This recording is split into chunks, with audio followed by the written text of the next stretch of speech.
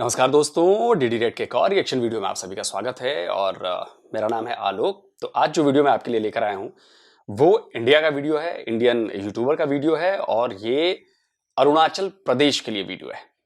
तो ये वीडियो मुझे दिखा तो मैंने कहा कि चलो भाई, काफ़ी डिमांड आ रही थी भाई नॉर्थ ईस्ट से कि भाई नॉर्थ ईस्ट के वीडियोज आप नहीं दिखाते, तो एक अरुणाचल प्रदेश का ये वीडियो मिला है। तो इसका टाइटल है, ये नए प्रोजेक्ट्स बदल देंगे अरुणाचल प्रदेश की शक्ल, the new face of Arunachal प्रदेश।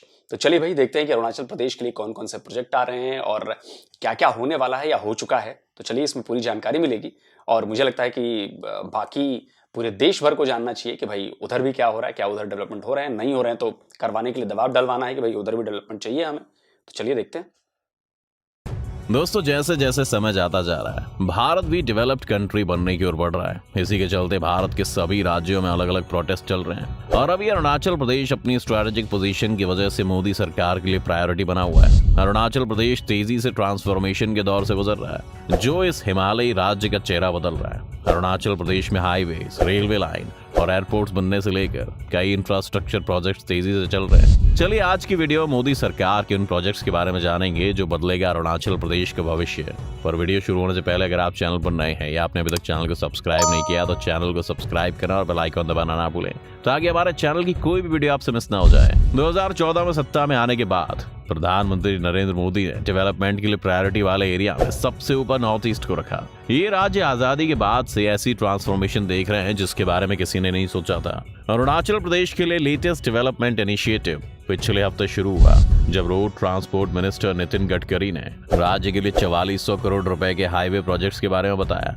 ये सभी प्रपोज्ड हाईवेज काफी ज्यादा इंपॉर्टेंस रखते हैं। गडकरी, जो पिछले हफ्ते गुवाहाटी में थे, ने रीजन के सभी राज्यों के लिए 1.3 लाख करोड़ रुपए के major road construction project announce किए। अरुणाचल प्रदेश में कई नए हाईवेज पहले बन चुके हैं, जिन्हें देश के रेलवे मैप में भी शामिल किया गया है। आइए अब थोड़ा विस्तार से जानते हैं कि कैसे मोदी सरकार new rail line, airport, highways और सड़कें बनाकर अरुणाचल प्रदेश की सूरत पलट देंगे। Air connectivity. राज्य की राजधानी ईटानगर के पास होलोंगी में एक नया ग्रीनफील्ड एयरपोर्ट इनॉग्रेशन का इंतजार कर रहा है, जबकि तेजू और पासीघाट में 2 और एयरपोर्ट को डेली कमर्शियल फ्लाइट्स के साथ शुरू कर दिया गया है। साथ ही साथ और एडवांस लैंडिंग ग्राउंड्स आलो, दापोरिजो, मेंचुका, तवांग, तुतिंग, विजयनगर और वालोंग, जहां से डिफेंस हेलीकॉप्टर और फिक्स्ड विंग एयरक्राफ्ट ऑपरेट होते हैं, उनको कमर्शियल फ्लाइट्स में लैंड करने की परमिशन देने के लिए अपग्रेड किया जा रहा है। वहीं civil aviation minister Jyotiraditya Scindia और मुख्यमंत्री पेमा खांडू ने मिलकर इस साल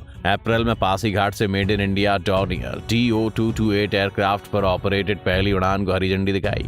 अलायंस एयर, एक PSU, अगले कुछ महीनों में जीरो, मेंचुका, टूटिंग और विजयनगर के लिए फ्लाइट्स ऑपरेट करना शुरू कर देगी। सिंधिया ने राज्य में वेस्ट कामेंग डिस्ट्रिक्ट में दिबांग घाटी के एनीनी और अपर सुबनसिरी डिस्ट्रिक्ट में 3 और एयरपोर्ट्स खोलने का वादा किया है। इसी के साथ राज्य सरकार राज्य के दूर दराज के हिस्सों में कुछ और हेलीपोर्ट्स डेवलप करना चाहती है ताकि उन्हें एक्सेसिबल बनाया जा सके। इनमें से कई जगहों को टूरिस्ट अट्रैक्शन के सेंटर के रूप में डेवलप किया जा सकता है और नतीजतन इससे लोकल इकोनॉमी को बूस्ट मिल सकता है। नई रेल लाइनें। अप्रैल 2014 में आजादी के 67 साल बाद अरुणाचल प्रदेश देश के रेलवे मैप पर आया था और तब से ही मोदी सरकार ने 3 रेल लाइनें शुरू की हैं। भालुकपोंग से तवांग, उत्तर लखीमपुर बामे अलो सिला पाथर और पासीघाट तेजू परशुराम कुंड रूपाई। नॉर्थ ईस्ट फ्रंटियर रेलवे के ऑफिशियल्स के मुताबिक इन 3 लाइनों पर काम तेजी से चल रहा है और कुछ सालों में ये भी चालू हो जाएंगी। ज्यादा रेलवे लाइंस के लिए सर्वे चल रहे हैं जो स्ट्रेटेजिकली लोकेटेड प्लेसेस को जोड़ती हैं। इन नई रेल लाइनों में लेक पानी से नामपोंग, डेवन से होते हुए दमदुमा से वाकरो, सिमुलगुरी, नामसाई से चोखम से होते हुए डांगरी से रोइंग, तिनसुकिया से पासीघाट, कानूबारी, देवमाली, लेक पानी, जयरामपुर, खरसांग, मियाओ, दीव, तेजू, भीष्मकनगर, रोइंग और डम्बुक से होते हुए धलाई बील से सिजौसा, इटाकोला, नाहर कटिया से देवमाली और लेखा पानी से खरसांग शामिल हैं। Roads and highways. और दोस्तों आपको बता दें कि रोड सेक्टर ही है जो अरुणाचल प्रदेश में तेजी से प्रोग्रेस कर रहा है। दोस्तों, राज्य में कई हाईवे, सेकेंडरी और टर्शियरी सड़कें पहले बनाई जा चुकी हैं। 2407 किलोमीटर लंबे ट्रांस अरुणाचल हाईवे, 967 किलोमीटर लंबे पूर्व पश्चिम गलियारे और 2000 किलोमीटर लंबे ट्रांस अरुणाचल हाईवे को पूरा करने के लिए प्रोजेक्ट एक हेप्टिक फेज में चल रहा है। ट्रांस अरुणाचल हाईवे का 60% से ज्यादा जो तवांग में एक्चुअल कंट्रोल लाइन से लेकर साउथ ईस्ट में असम, नागालैंड, अरुणाचल प्रदेश पर कानुबारी तक चलता है का काम पूरा हो गया है। बाकी को 2024 तक पूरा करने का टारगेट है। ट्रांस अरुणाचल हाईवे राज्य की पूरी लंबाई से होकर गुजरता है और 16 डिस्ट्रिक्ट को कवर करता है। राज्य को मोटे तौर पर 2 पार्ट्स में डिवाइड करता है, नॉर्थ और ईस्ट में ऊपरी 2/3 और साउथ में निचला 1/3। यह हाईवे तवांग जिले में भारत के नॉर्दर्न मोस्ट मिलिट्री पोस्ट से शुरू होता है और जैमीथांग, तवांग, बोमडिला, नेचिपू, सेप्पा, सगली, यूपिया, याजाली, जीरो, दापोरिजो, आलो, पासीघाट, दिबांग के सदर्न पार्ट से होकर जाता है। अच्छा, ये वही तवांग है जहां पर अभी हाल ही में बड़ा बवाल हुआ और चीनियों को गोलगप्पे खिलाए गए हैं हमारी तरफ से, और ढंग से गोलगप्पे खिलाए गए हैं, मुंह फूले हुए हैं गोलगप्पे खा खा के। तो ये पता है क्या हुआ था वहां पे? चीनियों ने सोचा भी नहीं था, वो बड़ी संख्या में आए थे, चीनियों ने ये सोचा भी नहीं था कि इतनी जल्दी वहां पे, पहले तो कम हमारे थे भारतीय सैनिक, बाद में रीइंफोर्समेंट पटाख से पहुंच गई जो क्विक रिएक्शन टीम होती है। क्यों पहुंची? क्योंकि पिछले कुछ सालों में, 7-8 सालों में हमने इंफ्रा पे, बॉर्डर इंफ्रा पे बहुत ज्यादा काम किया है। भले ही यहाँ तक लोगों तक बात पहुंचती नहीं है, लोग सबूत मांगने लगते हैं, लोग ये करने लगते हैं, वो करने, लेकिन लोगों को ये पता नहीं चलता कि हमने कितना काम किया जिसकी वजह से ये पॉसिबल हुआ है। और बाकी तो हमने वीडियोस देखी नहीं है पुराने, और बाकी वीडियोस हैं, ऐसा नहीं है, वीडियोस होते हैं, लेकिन इंडियन आर्मी थोड़ी प्रोफेशनल है ना, वो ऐसे नहीं चलती, इमोशन पे नहीं चलती, वो आराम से अपने हिसाब से चलती, वो जानती है कि क्या कर रही है। और इस बार ढंग से गोलगप्पे खिलाए गए हैं चीनियों को। तो देखिए, कहने का मेरा मतलब यह है कि स्ट्रेटेजिक महत्व तो है ही, सबसे बड़ी बात है कि वहां के जो लोग हैं उनको सुविधाएं मिलना। अगर सड़कें अच्छी होंगी, हाईवेज होंगे, ट्रेन की कनेक्टिविटी होगी, एयरपोर्ट की कनेक्टिविटी होगी, तो लोगों को सुविधाएं मिलेंगी। आप उनका दोहरा इस्तेमाल भी कर सकते हो, लेकिन मेन जब लड़ाई होगी, जब बाकी चीजें होंगी, तो उस वक्त वो इस्तेमाल होंगी, लेकिन बाकी टाइम पे तो वो सिविल लोगों के काम आएंगी। इससे व्यापार बढ़ेगा, लोगों का आना जाना बढ़ेगा, लोग स्टडी के लिए जो दिल्ली और यहाँ उधर आते हैं, आना जाना आसान हो जाएगा, तो हर चीज से वो डेवलप होगा। और सबसे बड़ी बात कि जो मैं हमेशा कहता हूं, नॉर्थ ईस्ट की खूबसूरती का मुकाबला कहीं नहीं है। वो एक अलग टाइप की खूबसूरती है, जो नेचुरल खूबसूरती जिसे कहते हैं ना, वो अलग ही है, वो अलग लेवल है उसका, और लोगों ने वहां पर बड़ा प्रिजर्व करके रखा है उसे। तो इसलिए मैं जब भी नॉर्थ ईस्ट की बात आती है, जब भी वहां पर लोगों के जाने की बात आती है, तो मैं हाथ जोड़कर कहता हूं कि भैया जो भी बाहर से जाओ, प्लीज वहां पे कूड़ा कचरा मत फैलाना यार। वो जगह स्वर्ग जैसी है तो उसे स्वर्ग जैसी रहने दीजिए। ये हमारी जिम्मेदारी है, हम जो बाहर से जाते हैं वहां पे घूमने फिरने, जो भी, वो हम सबकी जिम्मेदारी है। और मैं अपने हर वीडियो में कहता हूँ, जब भी मैं अरुणाचल और नॉर्थ ईस्ट की बात सुनता हूँ तो कहता हूँ कि यार मैं भी जाऊंगा। लेकिन यकीन मानिए, मेरा प्लान है वहां पे कम से कम 2 हफ्ते का प्लान बनाऊंगा और मैक्सिमम जगहों पर घूम कर आऊंगा, और देखते हैं अब ये प्लान कब कामयाब होता है। तो नॉर्थ ईस्ट वालों, आना मैंने जरूर है भाई उधर, ये बात याद रखना, आऊंगा तो जरूर, प्लान में है मेरे, अब कब भगवान की मर्जी है। खैर, आगे देखते हैं वीडियो में।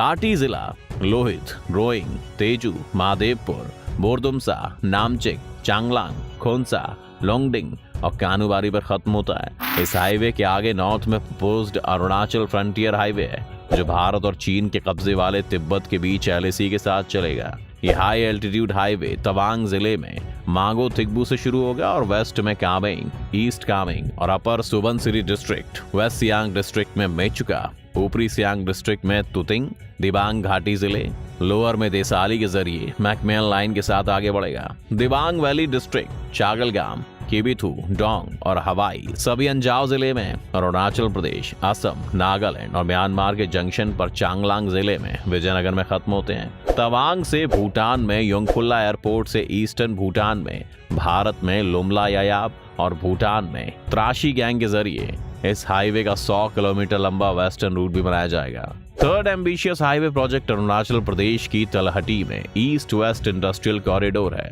और मोटे तौर पर अरुणाचल प्रदेश असम इंटरस्टेट बॉर्डर के साथ असम में भैरवकुंडा से, वेस्ट में भूटान, असम अरुणाचल प्रदेश के ट्राई जंक्शन पर कानुबारी ट्राई जंक्शन तक चलती है। पिछले हफ्ते अरुणाचल प्रदेश में हाईवे प्रोजेक्ट्स के लिए मंजूर किए गए 44,000 करोड़ रुपए में से 27,349 करोड़ रुपए फ्रंटियर हाईवे को 2 लेन का बनाने के लिए रखे गए। इंटरकनेक्टिविटी कॉरिडोर को 2 लेन करने के लिए 15,720 करोड़ रुपए की राशि दी गई है। ये कॉरिडोर पक्के केसांग, ईस्ट कामेंग, लोंगडिंग, चांगलांग, अपर सियांग, अपर सुबनसिरी, तवांग, ईस्ट सियांग और वेस्ट सियांग डिस्ट्रिक्ट में बन रहे हैं। बाकी 915 करोड़ रुपए को 61 किलोमीटर लंबे ब्रह्मकुंड से चोखम रोड को 2 लेन का बनाने के लिए दिया गया है। रोपवे। अरुणाचल प्रदेश ने राज्य में इंफ्रास्ट्रक्चर डेवलपमेंट के लिए national highways authority of India के एक special purpose vehicle national highways logistics management limited के साथ पिछले हफ्ते एक एमओयू पर साइन किए। NHLML को इनएक्सेसिबल एरिया से जोड़ने, अर्बन एरियाज को कम करने और टूरिज्म को बढ़ावा देने के लिए हिली एरियाज में रोपवे बनाने के लिए सेंट्रल गवर्नमेंट की पर्वतमाला प्रोजेक्ट को लागू करने का काम सौंपा गया है। NHLML जो 2022-2023 के बजट में घोषित की गई पर्वतमाला प्रोजेक्ट की डेजिग्नेटेड इम्प्लीमेंटिंग एजेंसी है। अरुणाचल प्रदेश में सर्वे करेगी और फिर रोपवे को बिल्ड, ऑपरेट और मेंटेन करेगी। अरुणाचल के मुख्यमंत्री खांडू ने कहा है कि 2024 तक कई सड़क, रेल और एयर कनेक्टिविटी प्रोजेक्ट्स पूरे हो जाएंगे और 2025 तक अरुणाचल प्रदेश में देश का सबसे अच्छा और सबसे एक्सपेंसिव सड़क नेटवर्क होगा। ये सब प्रधानमंत्री नरेंद्र मोदी द्वारा north east, specially Arunachal Pradesh पर फोकस करने के कारण पॉसिबल हुआ है। मोदी जी ने 8 नॉर्थ ईस्टर्न राज्यों को अष्टलक्ष्मी करार दिया था और राज्यों को टॉप प्रायोरिटी दी थी। एक नई योजना 2022-23 से 2025-26 तक 15th फाइनेंस कमीशन के बचे 4 सालों के लिए नॉर्थ ईस्ट रीजन के लिए प्रधानमंत्री की विकास पहल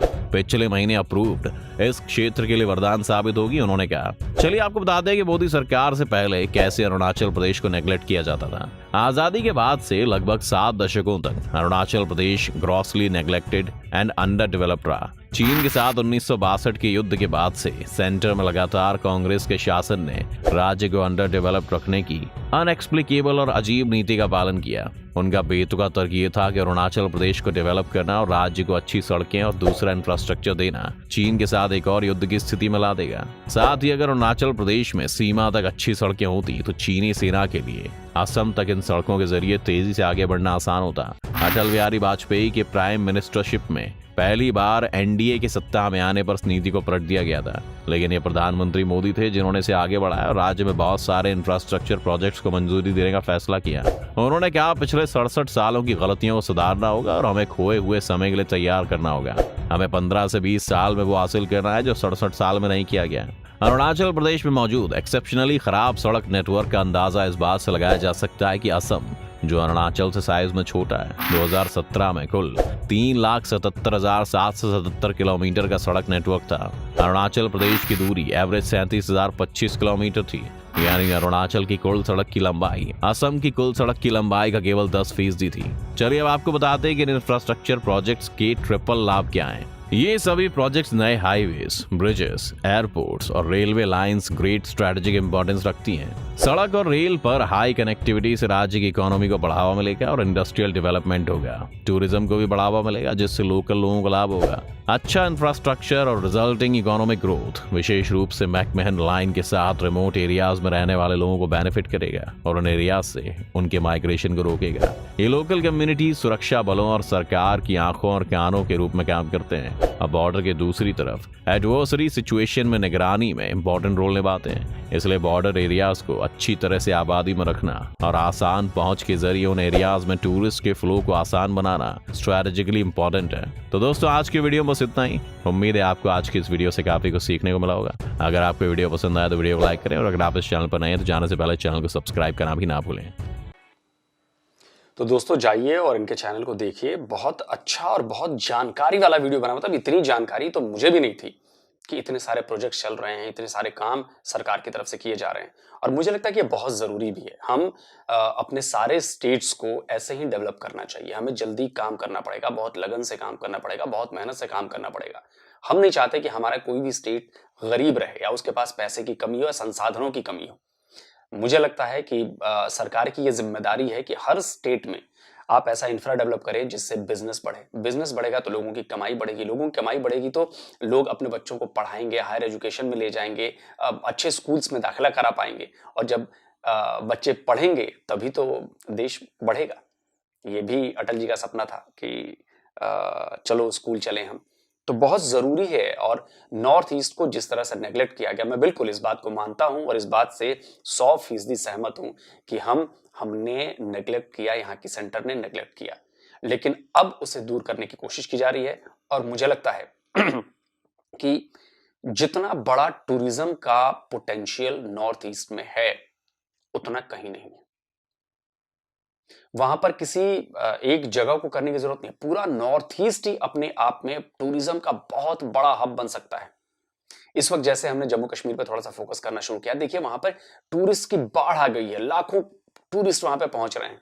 वैसे ही नॉर्थ ईस्ट में भी ये संख्या मतलब करोड़ों में पहुंचाई जा सकती है।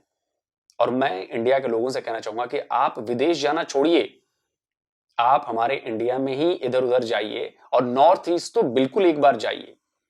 जैसे आप कश्मीर जाते हैं, जैसे आप इधर उत्तराखंड, हिमाचल, ये सारी जगहों जाते हैं, साउथ में जाते हैं, हर तरफ की अपनी ब्यूटी है। साउथ में अलग खूबसूरती है, वेस्ट में अलग खूबसूरती है, नॉर्थ में अलग खूबसूरती है। तो ईस्ट को भी आप मत भूलिए, ईस्ट में जाइए।